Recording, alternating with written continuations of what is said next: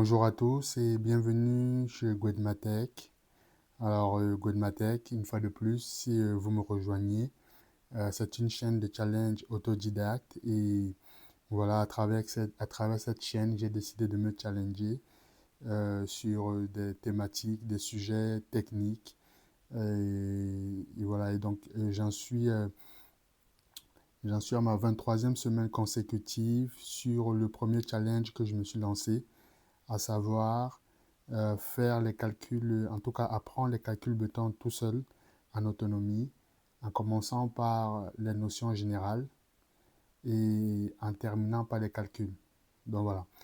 Si vous voulez en savoir un petit peu plus, rendez-vous dans l'une de mes vidéos précédentes, notamment les toutes premières de 2026, dans lesquelles je mets en perspective l'organisation de la chaîne. Voilà. Donc maintenant que j'ai fait le tour, on passe à la suite. Let's go.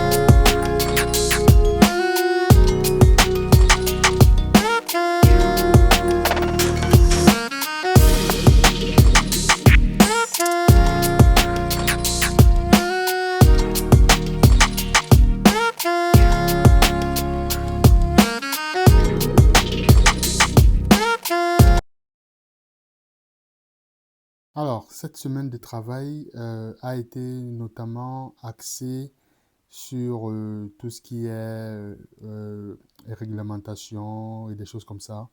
Donc, c'est tout l'arsenal, on peut dire, euh, voilà, de la réglementation. Parce que comme je l'ai dit précédemment, je travaille avec des documents officiels. J'en fais une synthèse et puis voilà, je fais mes graphiques à travers ma synthèse et que je présente à l'écran. Voilà, donc comme je disais, c'est vraiment un arsenal pour garantir la durabilité du béton face aux principales pathologies qui peuvent l'attaquer dans le temps. Et donc, si on prend un peu de recul sur le travail que j'ai fait, on voit quand même quelque part qu'il y a une cohérence, une forme de cohérence entre tous les sujets. C'est-à-dire qu'à chaque fois, la méthode suit la même logique plus ou moins, à savoir qu'on classe l'ouvrage selon l'importance des dégâts qu'on tolère, on classe l'environnement auquel il est exposé, ensuite on croise les deux dans un tableau et ça nous donne un niveau de prévention à respecter. Et donc ensuite, ce niveau se traduit en exigences concrètes, principalement sur le choix du ciment et les paramètres de formulation.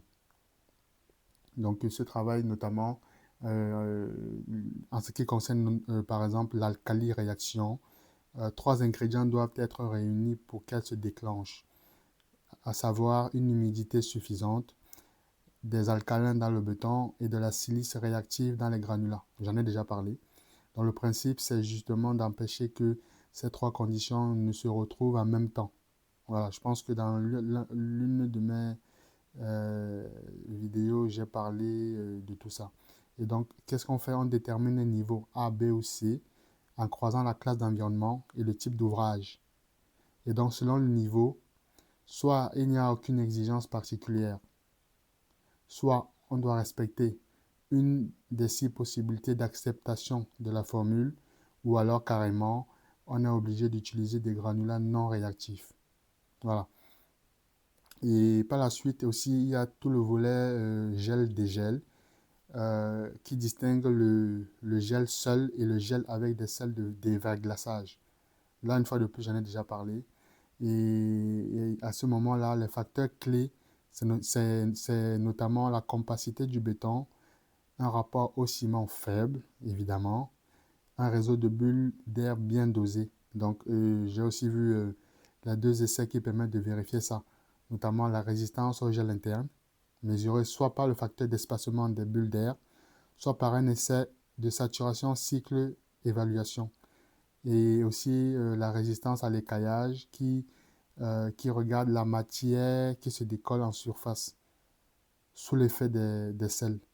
Et donc tout ça débouche sur des prescriptions précises pour les bétons G plus S, qui sont qui sont vraiment les seuls concernés par ces exigences renforcées.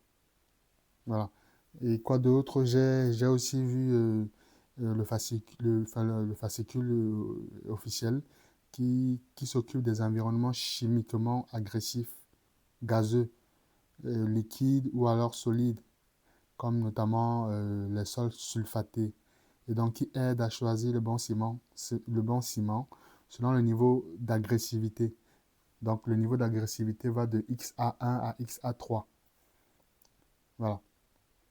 Donc quoi d'autre? Il y a aussi toute la grosse partie sur les réactions sulfasiques internes qu'on a appelé RSI. En fait, le principe, c'est quoi? Le principe, c'est que dans les pièces massives, la chaleur dégagée par l'hydratation du ciment a du mal à s'évacuer, ce qui peut provoquer la formation différée des tringites à l'intérieur du béton et donc provoquer des fissurations. Donc la méthode reprend exactement la même logique que pour l'alkali réaction, à savoir qu'on croise la catégorie d'ouvrage et la classe d'exposition pour obtenir un niveau AS, BS, CS ou DS. Je l'ai expliqué dans les différents schémas. Et donc, j'ai aussi vu qu'au sein d'un même ouvrage, comme par exemple les barrages, différentes parties peuvent avoir des niveaux différents selon leur exposition.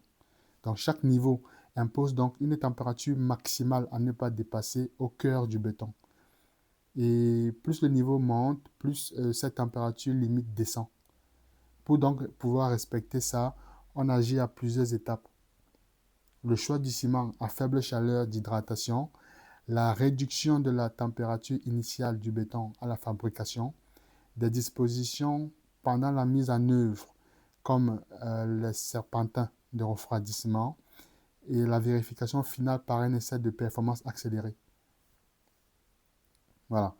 Et globalement, en fait, ce chapitre montre bien que la durabilité du béton, ce n'est jamais une question de hasard.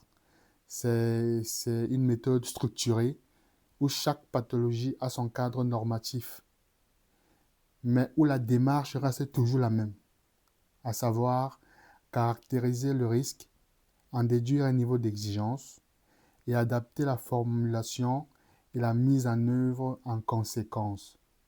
Voilà un petit peu euh, le travail résumé de cette semaine, voilà, qui, comme je le disais, est notamment axé sur tout ce qui est réglementaire. Et il y a une partie très technique, et donc j'espère que vous allez être indulgent parce que, comme je le disais, je ne suis pas spécialiste du domaine, c'est un travail autodidacte, et donc tout travail autodidacte amène forcément des coquilles, des erreurs, autrement dit. Et donc voilà, donc je compte sur votre indulgence là-dessus parce que voilà, tout travail d'apprentissage génère forcément des erreurs. Voilà, donc j'essaie de faire au maximum pour, voilà, pour être le plus juste possible dans mes analyses, dans mes résumés, dans voilà, mon travail de sélection, voilà, de présentation de chaque, en tout cas à chaque semaine, j'essaie d'avoir une bonne présentation. Et donc voilà, je compte sur votre indulgence par rapport à ça. Voilà donc ce que je pouvais dire sur cette semaine de travail voilà, qui était, en fait, qui montre clairement qu'on commence tout doucement à se diriger vers les calculs qui, comme je l'ai déjà dit, c'est la phase en fait, c'est le cœur du sujet. Vraiment. C'est la phase décisive. Tout ce que j'apprends ici, c'est vraiment utile pour m'imprégner du matériau béton. Mais la phase décisive reste vraiment les calculs. C'est là vraiment que voilà, le travail va être vraiment essentiel. Voilà. Donc voilà un petit peu ce que je pouvais dire dans cette semaine de travail. Là aussi, j'ai appris pas mal de choses. Je suis vraiment ravi. Je suis ravi de ce que je fais. Et je vais continuer toujours dans la discipline et la concentration. C'est super important. Voilà. En tout cas, merci une fois de plus de me suivre. Merci pour les anciens, les nouveaux abonnés. N'hésitez pas à me suivre semaine par semaine. Voilà, tout au fil du temps, dans cette aventure qui se veut humaine avant tout. Voilà, donc merci une fois de plus. Je vous souhaite de passer une bonne fin de week-end et à la prochaine. Thank you for watching and see you next video. Goodbye.